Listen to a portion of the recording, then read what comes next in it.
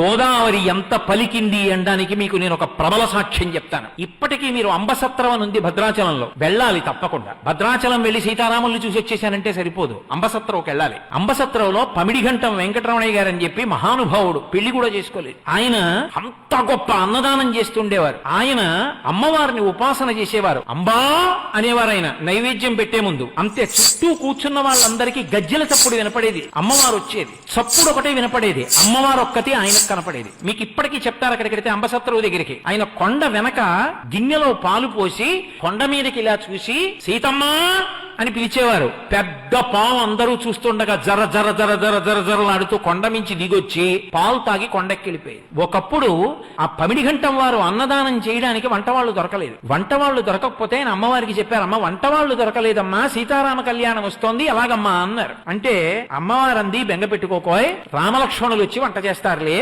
అంది. ఆయన ఇలా చూశారు, మంచి దృఢకాయులైన ఇద్దరు, అంతంత ఎత్తు ఆజాన బాహుమరవిందదలాయతాక్షం ఇద్దరు వచ్చారు. వచ్చి, అయ్యా మీరు వంట కావాలన్నారట, మమ్మల్ని ఎవరో పంపించారు, వంట చేస్తాం, కానీ మీరు లోపలికి చూడకూడదు. వంటశాల తలుపులు వేసి 2 పెద్ద పెద్ద గుండిగలు తెచ్చారు. ఒక మనిషి ఎత్తలేడు దాన్ని, అంతంత గుండిగలు తెచ్చి వంట చేశారు. వంట అంతా అయిపోయింది, బయటకు వచ్చారు. మేము గోదావరిలో స్నానం చేసి వస్తామని వెళ్ళారు, ఇంకా రాలేదు. ఆ తర్వాత వెళ్లి గుండిగల మీద చూస్తే రామగుండిగా లక్ష్మణ గుండిగా అని ఉంది. ఇప్పటికీ మీరు రామలక్ష్మణులు వచ్చి వంట చేసిన గుండిగలు అంబసత్రంలో చూడొచ్చు, ఇప్పటికున్నాయి. గోదావరి పలికింది. పమిడిఘంటం వారికి ఏదైనా ఇబ్బంది వస్తే గోదావరిని అడిగేవారు. ఒకప్పుడు నెయ్యి లేదు, రాజమండ్రి నుంచి నెయ్యి రావాలి, ఆ నెయ్యి రాలేదు. ఎలా?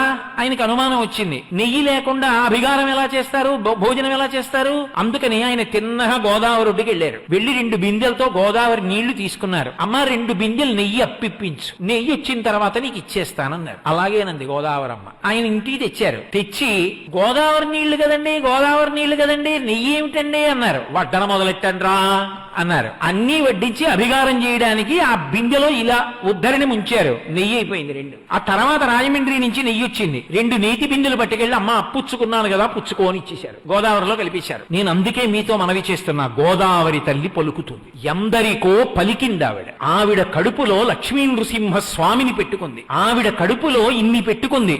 గోదావరి ఎన్నో పర్యాయాలు మాట్లాడింది. ఆమె అధిష్టాన దేవత అంత కరుణార్ద్ర హృదయ, గౌతమ మహర్షి యొక్క తప ఫలం, పరమేశ్వరుని జటాజూటం నుంచి వచ్చినటువంటి పరమ పావన వాహిని, సనాతన ధర్మానికి గుండెకాయ. అటువంటి గోదావరిని రక్షించుకోవలసిన కర్తవ్యం, దాన్ని సద్వినియోగం చేసుకుని ఆ నదీ జలాలు పాడవకుండా చూసుకోవలసినటువంటి నిష్ఠ అందరం వహించవలసి ఉంటుంది.